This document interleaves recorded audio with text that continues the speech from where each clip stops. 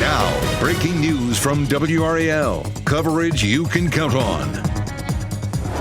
Dual Doppler 5000 radar showing an isolated shower now, but overnight tonight and tomorrow, we have some rounds of heavy rain and storms in the forecast. I'll show you.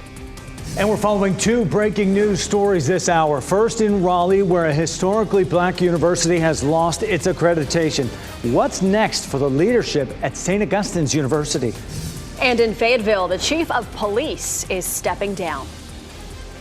That rain gets a lot heavier tonight as the cold front approaches. Tomorrow is a WRAL weather alert day for that chance of storms. Good afternoon to you. I'm Jeff Hogan. And I'm Michelle McConaughey in for Renee Chu. Thanks for joining us. Meteorologist Elizabeth Gardner is in the WRAL Severe Weather Center with a look at what we can expect, Elizabeth. It's all quiet right now, but you probably remember this morning it was foggy and gray and drizzly and wet out. So we just have an isolated shower sitting over us right now. But look at all the rain that's developed along our front and a lot of thunderstorms too across parts of Georgia, Alabama, Mississippi. That is all going to get swept eastward along with that front. We'll start to see the rain picking up in intensity again right around the time of the evening commute, continuing overnight all the way into the middle of tomorrow afternoon. There's a lot of rain on the way. We can see our hour by hour rain chances, and you can see just a few isolated showers until we get to 5 o'clock. We're going to bounce from 50 to 60% and then an 80% chance overnight. It is going to be a wet night and a wet day tomorrow. So it is a WRAL weather alert day.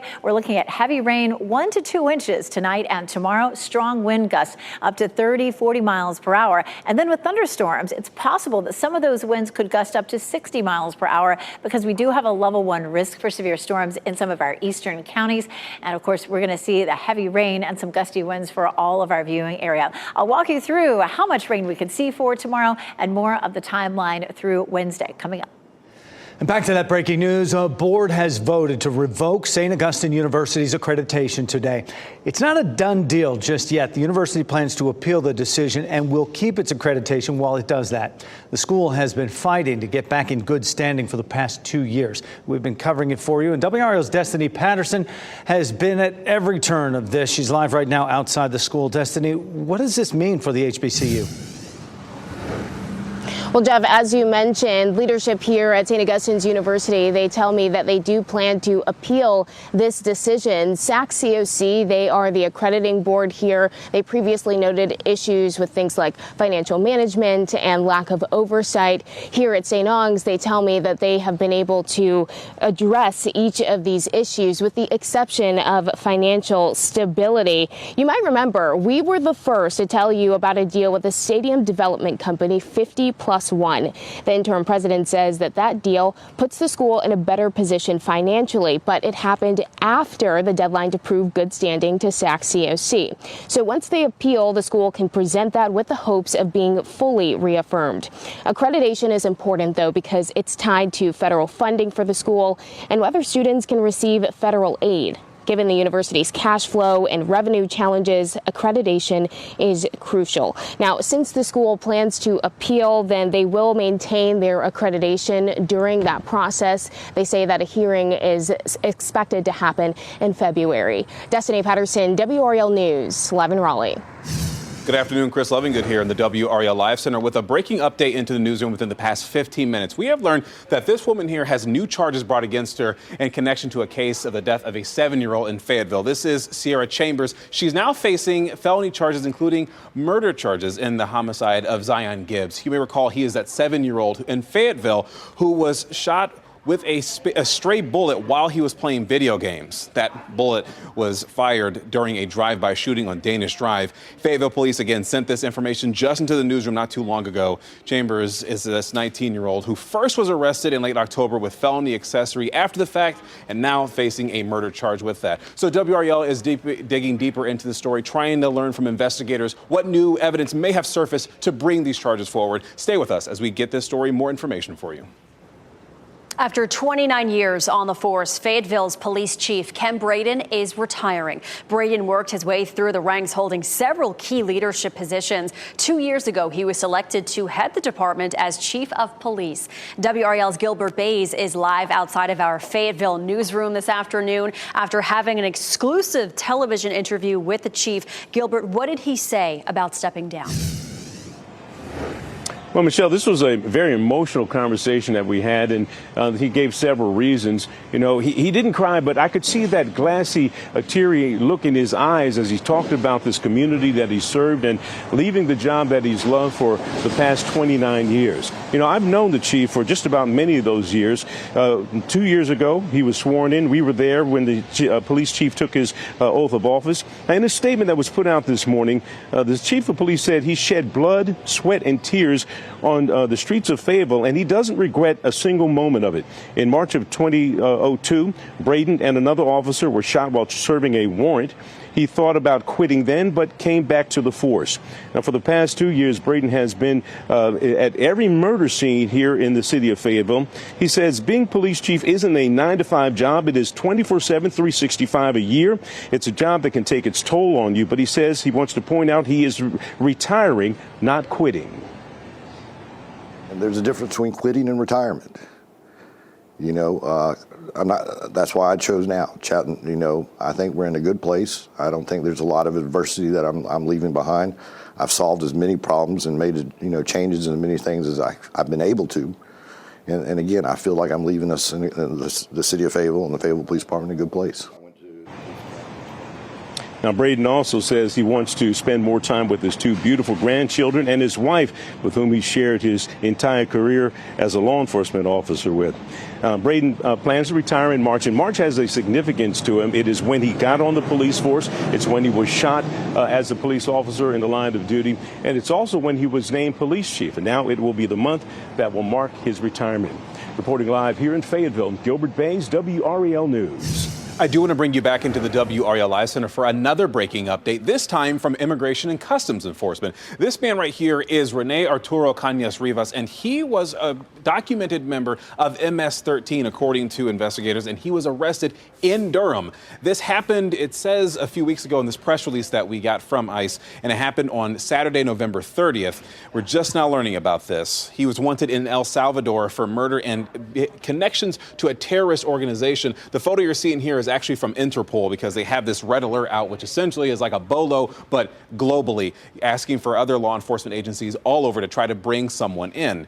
We know that so far there's been a statement from ICE saying that, quote, violent criminals who commit crimes in the U.S. or abroad have no safe haven within our communities. We'll still look to get more information with this, including if there are other members of MS-13 here locally.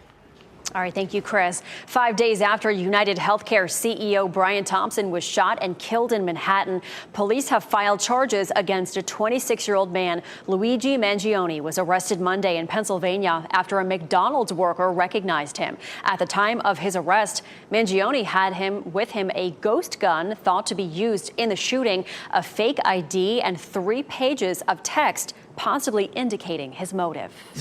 And we are working to learn the name of the man who was shot in the parking lot of an apartment complex. Raleigh police responded to a shooting in the 4700 block of Old Plank Road just before 8 o'clock this morning. The victim was transported to a hospital with serious injuries. Officers do not have a suspect at this time. The State Board of Elections will decide tomorrow on a Republican challenge that could change the outcome of the state Supreme Court race. Today, Democrats urge the Republican candidate to withdraw his complaint and concede. As recounts wrap up in the state Supreme Court race, Democratic incumbent Allison Riggs is holding on to a lead of just a few hundred votes. Republican challenger Jefferson Griffin, though, and the state GOP have filed a challenge against about 60,000 of those votes because they say the voters may not be properly registered. Many of those voters registered before 2004 and were not required to give a Social Security or driver's license number. The GOP complaint did not include actual evidence that any of them voted improperly. Democratic Party Chair Anderson Clayton accused Republicans of seeking to throw out enough Democratic votes to give their candidate the seat. What's happening in North Carolina is sinister. And it will have a chilling effect on our democracy and our country if they're able to get away with what they're trying to achieve. So I'm begging every single person in the state of North Carolina, pay attention, wake up. Republicans are blaming the State Board of Elections for failing to address the issue months ago. A similar argument made in federal court this fall before the election was unsuccessful. Democrats have filed a federal lawsuit against the GOP challenge, saying it violates the Voting Rights Act.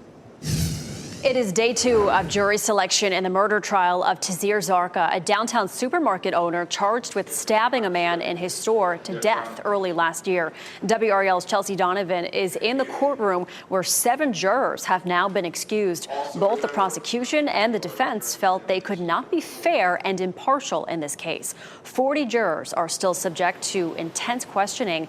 Zarqa says Mark Garrity tried to steal a Gatorade. Prosecutors say Zarqa stabbed him to death, but Zarqa claims it was self-defense. Opening statements are likely to begin this afternoon, and the trial is expected to last 5 days. And the man accused of cyber stalking several people within the LGBTQ community will remain behind bars until he has a trial. David Winters faces federal charges for threatening and cyber stalking 5 people dating back to at least 2016, including Raleigh council member Jonathan Lambert Melton.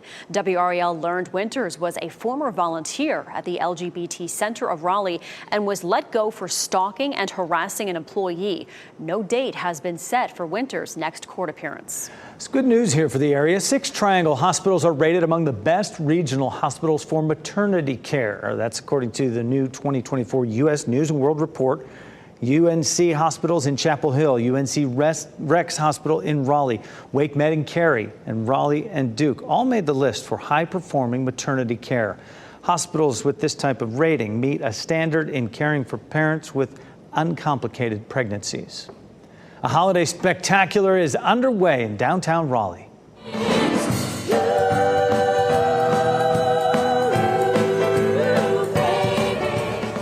The 67th Golden Years celebration is sponsored by WRAL's parent company, Capital Broadcasting, and Raleigh Parks, Recreation and Cultural Services.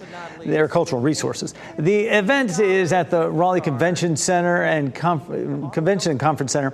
It included breakfast, there was music, there's dancing. If you're wondering where Renee is this noon, she's there. Brian Schrader's there as well. Ken Smith, they're all emceeing this year's event. It's a good time. And rocking around the Christmas tree, as you see. I love it. All right, next at noon, a look into one of the most horrific prisons in the world and the families in Syria searching there for missing loved ones. Also, 2 weeks from now, it will be Christmas Eve, but will it be a white Christmas? We can dream, right? A statistical breakdown of our chances. Spoiler alert, they're not good. No, they're not good. And are you ready to roll the dice? At 12:30, a preview of the opening of Caesars Casino in Danville, Virginia. Keep watching WRAL News over the air Channel 34 and Spectrum Channel 1257.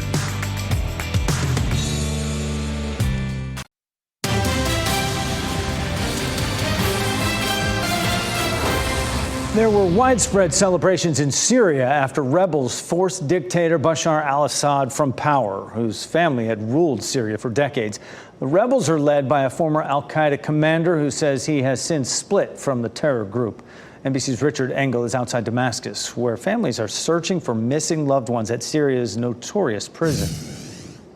After the rapid fall of Bashar al-Assad's regime, Syrians are discovering the horrors of what happened in this country. I'm now on the outskirts of Damascus in one of the most notorious places in this entire country. At the top of this hill is the Saidnaya prison. And it was an execution facility. Thousands of political prisoners were taken here and executed in batches. The human rights group Amnesty International described this prison as a human slaughterhouse. When we were there, we saw nooses used to execute prisoners in batches, torture devices, including a human press where people were crushed in an agonizing form of torture. And the reason all these people are streaming up this hill to the prison itself is that they hope that perhaps there are still prisoners alive. We didn't see any prisoners inside, and we toured the facility quite extensively. But they're hoping that perhaps underground there are tunnels, there are hidden cells. Some of them, some people here have brought digging tools with them. There are a few pieces of heavy machinery looking underground, excavating, hoping to find survivors or even mass graves. Throughout the area, there are also documents, execution orders that were signed by the prison wardens, and there are page after page after page of names of people who were executed summarily. This is the reality of what happened under Bashar al-Assad's regime, and it is now only coming to light. That was Richard Engel reporting. A person flying into Canada just made Santa's naughty list. The woman was arrested for attempting to smuggle drugs into the country by disguising them as Christmas presents. The customs officials there found 22 pounds of methamphetamine worth more than $2 million. They found them in that passenger's carry-on luggage at a New Zealand airport. Customs officials shared pictures of the so-called gifts in the red duffel bag there. Renowned poet, activist, author, and professor Nikki Giovanni has died. Giovanni died peacefully Monday with her lifelong partner, Virginia Fowler, by her side. A family statement did not say how she died. Giovanni was known as an icon in the Black arts movement and for her work on civil rights and social issues, especially gender and race. She wrote more than 24 best-selling poetry collections. Giovanni was also the first recipient of the Rosa Parks Woman of Courage Award. Giovanni was 81 years old. Oscar-winning actor Jamie Foxx is shedding some light on the near-death medical incident that took him out of the public eye for months. Netflix released a special today titled Jamie Foxx, What Had Happened Was. Fox says at first doctors dismissed his illness, but his sister knew something wasn't right and took him to a hospital in Atlanta. Doctors there said he had a brain bleed, which led to a stroke. When he regained consciousness, he went to Chicago for rehab. On his social media account, Fox posted, "It's been an unexpected dark journey, but now I can see the light." 2 weeks away from Christmas Eve, and the WRAL weather team is looking into their crystal ball to see the possibility of a white Christmas. Chris Michaels shares our chances. Well, the last time we had any snow at all Christmas Day was 2010, and then we got clobbered the next day. But a white Christmas is actually 1 inch of snow either falling or on the ground Christmas Day. Yeah, there's a technical definition to this. So the last one of those in Raleigh, that was in 1966. So as you can imagine, the odds of a white Christmas, they're very low at a whole 2%. But if you go toward Boone, it happens on average once every 5 years, 19% chance of a white Christmas happening. You zoom out the view, and obviously the Rockies, the Sierra Nevada, the Cascades, some places closer to the U.S.-Canada border have a very high chance, historically speaking, of a white Christmas. You don't have to travel that far, though. Up towards Snowshoe in West Virginia, the natural stuff, it happens about once every 2 years. Now, in terms of this year, we're looking warmer than average in the week leading up to Christmas Day, pretty much across much of the United States. Right now on WRAL.com, I'm discussing the one global pattern that's contributing to that. Did he say 2%? I think he so did. You're telling me there's a chance? There's a very, very, very slim chance. 2%. Yeah. I miss those white Christmases. I'm a New Yorker, Yeah. and so I grew up with them, but no, not here. You got to believe. Yes, you do. Elizabeth, you got to believe. I know you want it. I believe that we would have to go to the mountains somewhere farther north, maybe West Virginia.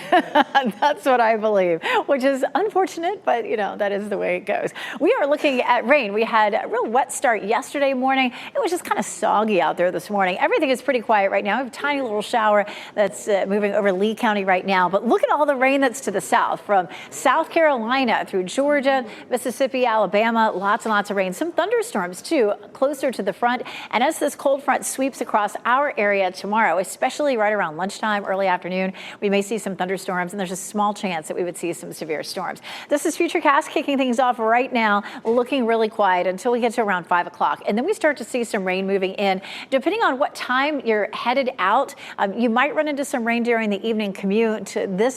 These latest versions of Futurecast show not terribly heavy during the evening commute, but definitely some showers. And then it becomes heavier overnight. We'll pause it there at around 8 o'clock, and we'll just jump on ahead to around 3 o'clock in the morning. That's when it starts to really fill in. You can see our western counties with that rain showing up at around 3, 4, 6 o'clock. Notice even at 6 o'clock, that's really slowed down a little bit. Our previous runs earlier today had a lot of rain really all the way to the I-95 corridor at 6 o'clock. So we'll watch. Make sure you take a watch at Kat and Mike this evening, because they'll have even more updated models, and check in with us in the morning to check out that morning commute. But definitely looks like it's going to be a wet commute. You can see the rain moving in. There's 9 a.m. It's pretty heavy there around lunchtime, all the way through the afternoon. There's 3 o'clock. Just looks like everything's running a little bit slower. Previously, it looked like the rain would move out by around 5 o'clock. So this still has rain around our area until, say, 6 or 7. Our severe weather threats for tomorrow, the WRAL weather alert day, 1 to 2 inches of rain, including what happens tonight and tomorrow. We have a level 1 risk for severe storms. Wind damage would be the biggest threat. And even outside of the storms, the winds will be gusting 30 to 40 miles per hour. We take a look at Apex. The streets are starting to dry out after a pretty soggy start, but it is gray. It's likely to be gray the rest of the day, but it's warm. 66. We're headed for around 70 degrees with a fairly dry afternoon. The winds are starting to pick up in some spots. We're gusting to 23 in Fayetteville right now. We have a southerly, southeasterly wind steady to around 5 to 10. And our temperatures, again, are pretty warm. 72 in Clinton. It's cooler near the Virginia line. Roxborough is at 57, 64 in Southern Pines. A lot of places anywhere from 15 to 20 degrees warmer than they were this time yesterday. So 70 for our high today, 67 Durham, 72 in Fayetteville. Checking out that 7-day forecast. Again, tomorrow is a WRAL weather alert day. Coming up, I'm going to go over how much rain we could see total both days, and it turns cooler after that. Thursday and Friday are bright and chilly. All right. Thank you, Elizabeth. One eastern North Carolina town is facing sewer system issues that has been going on for years. Today on WRAL News at 4, how it's been impacting businesses and how leaders plan to finally help put a stop to it. And scammers, they're always on the naughty list, and they're back this year. On WRAL News at 5, 5 on your side has a warning about some Grinches trying to swipe your cash or steal your identity this holiday season. Well, still ahead this noon for the first time since 2012, UNC women's soccer is back on top. We'll show you the kick that became the winning goal. And sports dominated Google's global year-in search list for 2024. How many events made the top 10 list when we return?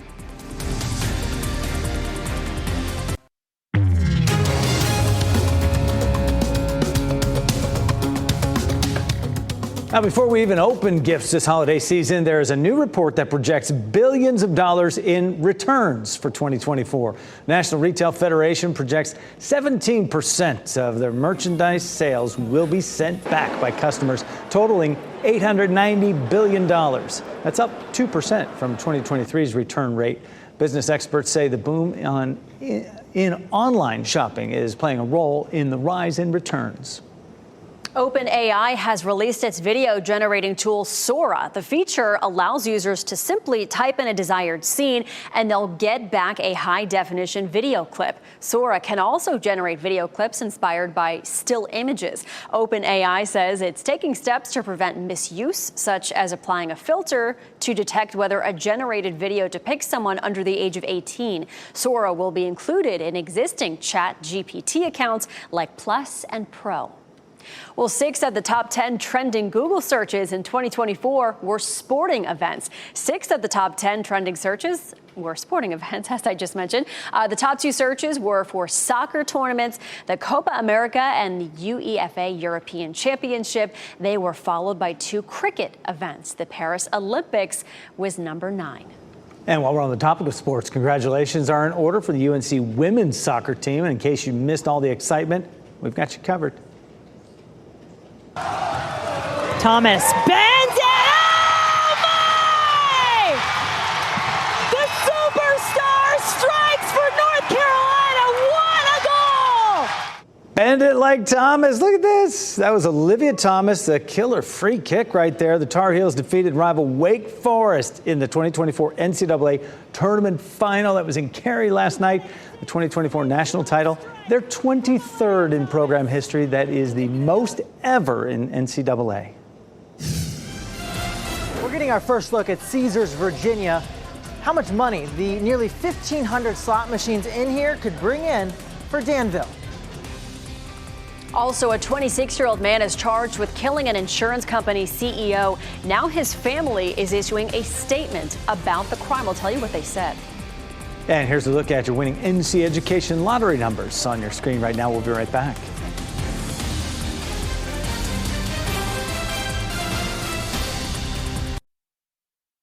Shot in 4K ultra high definition. Your #1 source for local news. WRAL News. Coverage you can count on.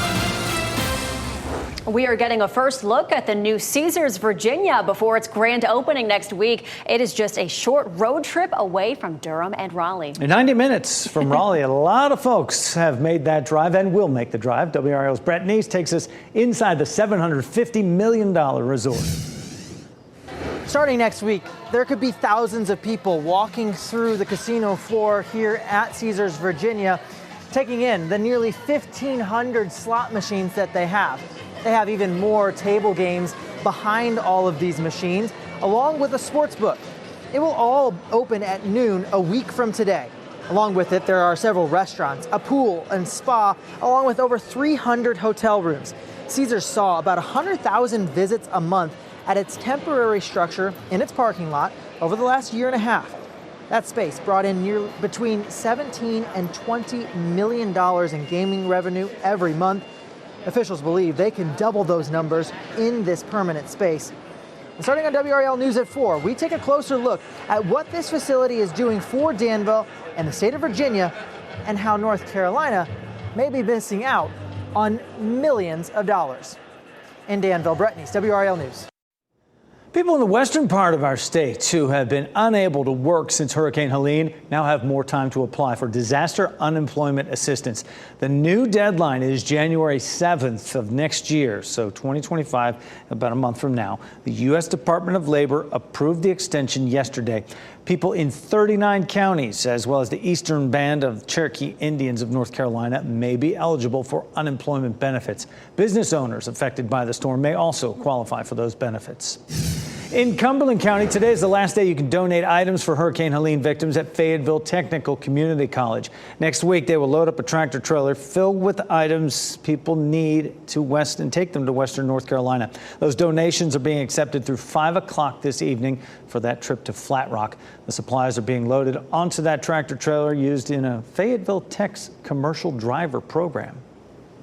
The man formerly charged with the murder of United Healthcare CEO Brian Thompson is being held without bail in Pennsylvania. Luigi Mangione was arrested at a McDonald's nearly 300 miles from the crime scene by an employee who recognized him and called police. NBC's Stephanie Gosk reports in Altoona, Pennsylvania.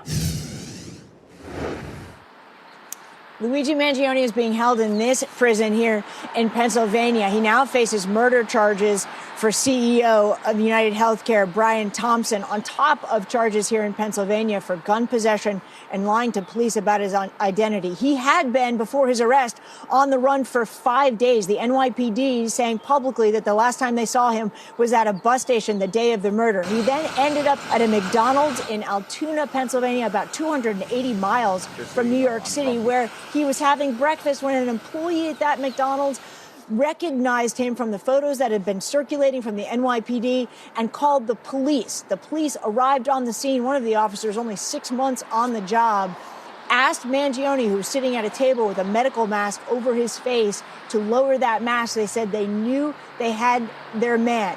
In his possession, a number of fake IDs, as well as a gun with a suppressor that authorities are saying was 3D printed and similar to the weapon that was used in the murder. They also found a 3-page handwritten note that a senior law enforcement officer tells NBC News said, quote, "These parasites had it coming." Overnight, United Health Group, that is the parent company of United Healthcare, released a statement saying they hope that this arrest provides at least some relief to Brian Thompson's friends and family. Back to you.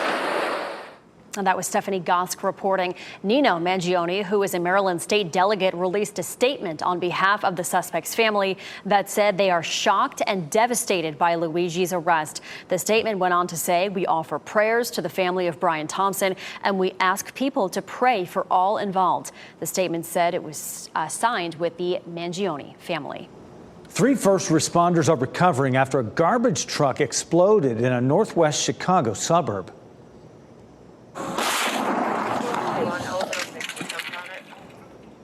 A doorbell camera video shows the moment a portion of that truck exploded. The debris seen flying into the air there, followed by that large boom.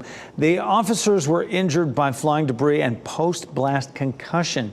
It's not clear why the truck caught on fire and exploded. Wow. Well, drivers can expect some overnight road closures along I-40 in Wake County this week. We're talking about a section of the interstate near US 70. That's exit 309 in Garner. Crews will close 2 lanes at 9 o'clock each night through Thursday. The lane should reopen at 5 a.m. each day, and drivers will be detoured. This is so crews can do bridge work there.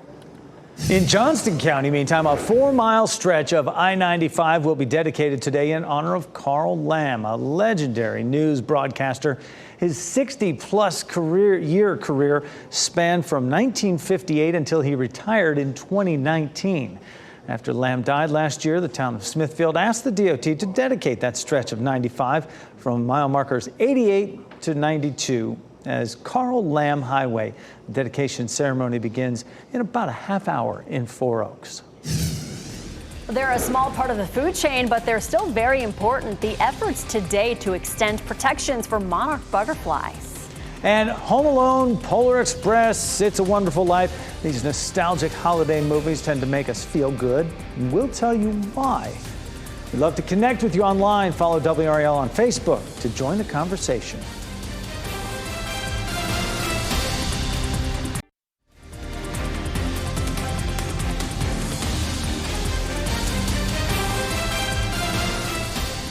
Welcome back. You are looking live at a beautiful Carolina beach. Not a bad day to be there. You're watching WRAL News, available on YouTube TV and the WRAL app on your TV or streaming device. Most kids just can't wait to share their Christmas list with Santa and take a pic with St. Nick. But for children with autism, that experience can be overwhelming due to the noise, lights, and crowds. Today, families can take part in a free, sensory-friendly Santa event in Cary. The event includes a photo with Santa, a photo booth, cookie decorating, interactive games, and much more. You can visit Eventbrite to reserve your spot. Search Sensory Santa Event at Bierman Autism Centers. Tonight, Governor Roy Cooper will host a menorah lighting ahead of Hanukkah. This is video from last year's ceremony. This will happen tonight at 5 o'clock at the governor's mansion. Over the past 2 decades, monarch butterfly numbers in North America have declined. Today, federal wildlife officials will propose extending federal protections to monarch butterflies. The U.S. Fish and Wildlife Service plans to add the insect to the threatened species list by the end of next year. Before they can do that, they must take public comments and identify ways to conserve monarchs. So it's really quite troubling to see that monarch populations are declining. And if there are enough flowers, or if there aren't enough flowers to feed monarchs, imagine all of the lesser known pollinators that aren't getting the things that they need. Today's announcement kicks off a 90-day public comment period. Once that ends, the Wildlife Agency will decide whether to tweak the proposal, publish the listing, or drop the effort altogether.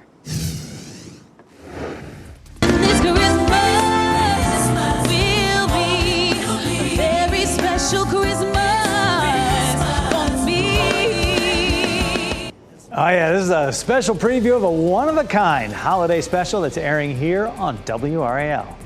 Plus, Blue Ivy, Beyonce, and Jay-Z put on a united front at the debut of Mufasa just days after a woman lobbed allegations of rape at the rapper.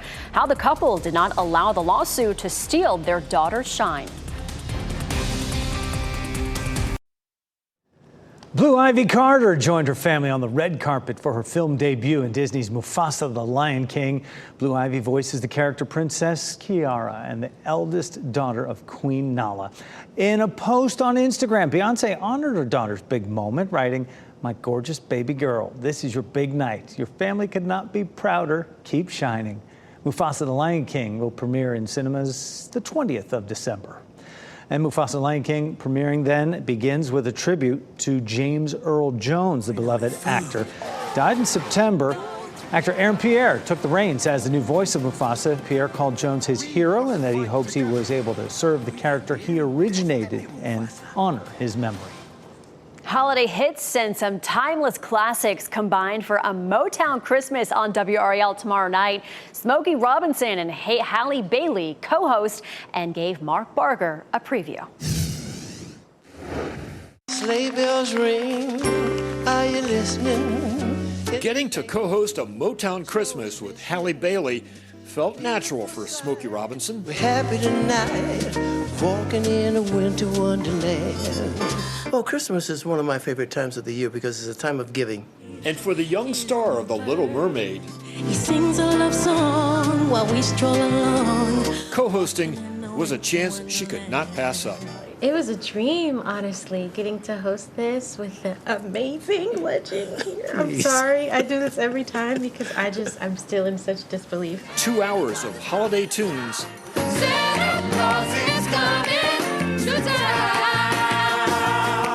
As well as classic Motown hits. I've known Gladys Knight since I was probably 17 years old, 18 years old.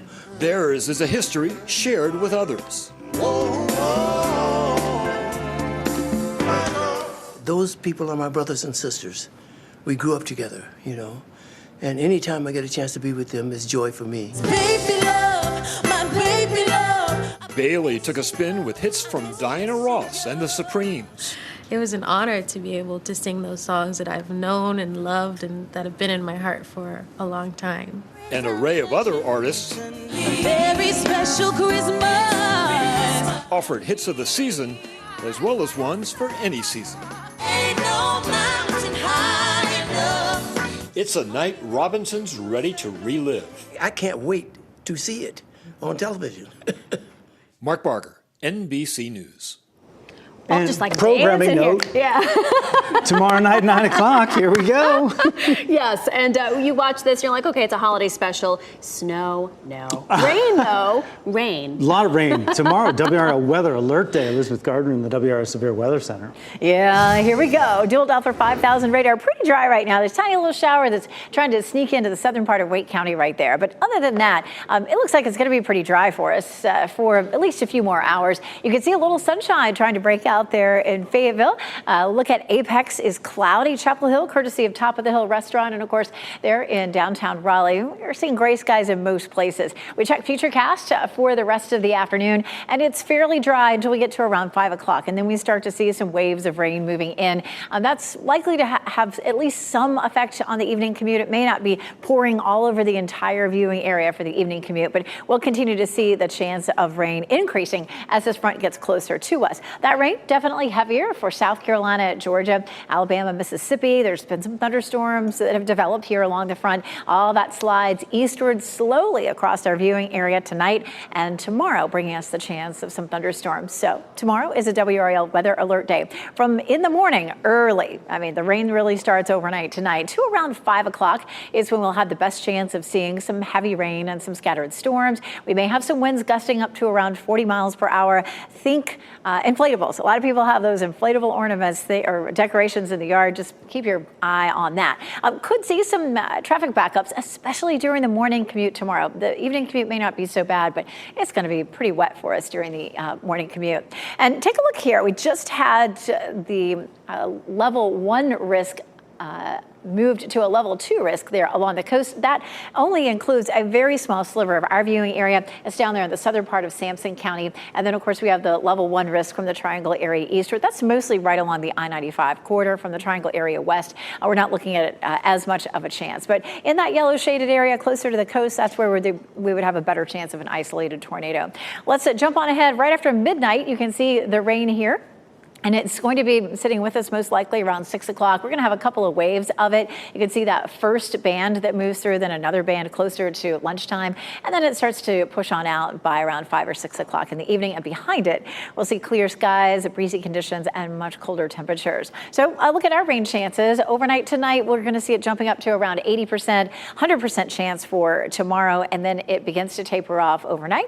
We're dry Thursday and Friday until Saturday night. Things are dry. It'll be dry for the Christmas parade there in Durham. Here's how much rain we could see, somewhere between 1 inch and 2 inches. Some of the heavier totals maybe farther to the west as that front's going to be moving pretty slowly. And yes, we were all dreaming of a white Christmas there, weren't we? But yes, instead we get rain.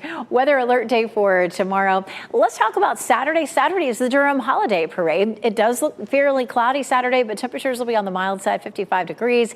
We'll talk more about that forecast in the next couple of days. Sunday right now looks like it could be a little bit wet. Monday's pretty warm, back to 61. So a little bit of almost everything in this forecast, just no snow.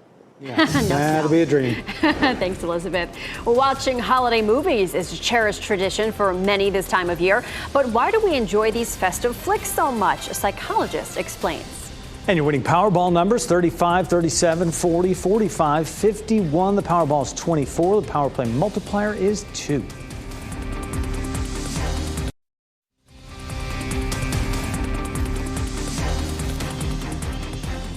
As we wrap things up, here's a look at a few of the headlines we are following today. Following some breaking news, a board has voted to revoke St. Augustine University's accreditation today, but it's not a done deal. The university plans to appeal the decision and will keep its accreditation while it does. The school has been fighting to get back in good standing for the past 2 years. It's day 2 of jury selection in the murder trial of Tazir Zarqa. Zarqa is a downtown supermarket owner charged with stabbing a man to death in his store early last year, I should say. WRAL's Chelsea Donovan is in the courtroom. 7 jurors have now been excused in that process. Both the prosecution and defense felt they could not be fair and impartial in the case.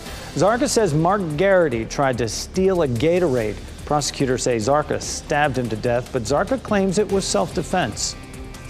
And after 29 years on the force, Fayetteville's police chief Ken Braden is retiring. Braden worked his way through the ranks, holding several key leadership positions. 2 years ago, he was selected to head the department as chief of police.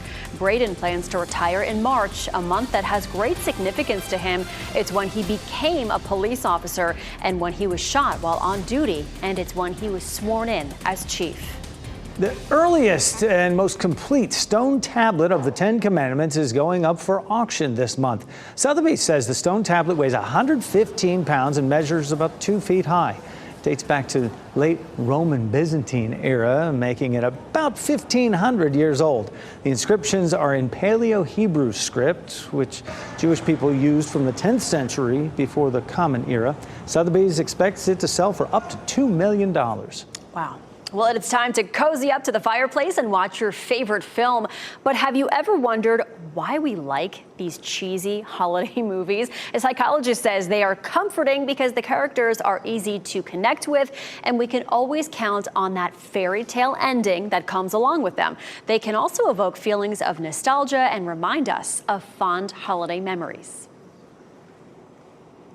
It is, I would call, an escape from the everyday things that are going on, having to cook the meal, having 15 people come over, having to make sure that everything tastes good. When I sit down and I watch a holiday movie, I don't have to worry about that.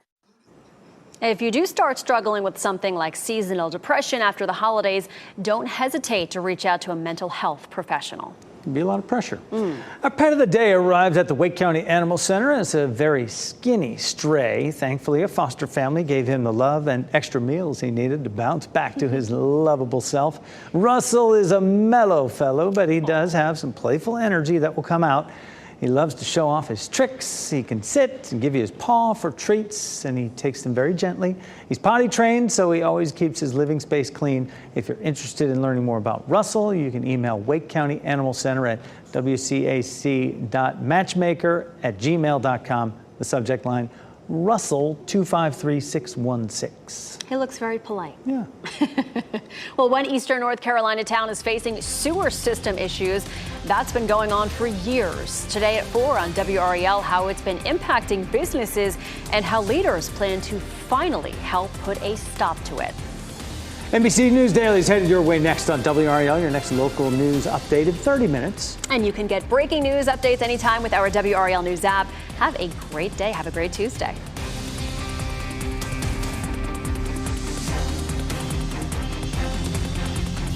Keep watching WRAL News over the air Channel 34 and Spectrum Channel 1257.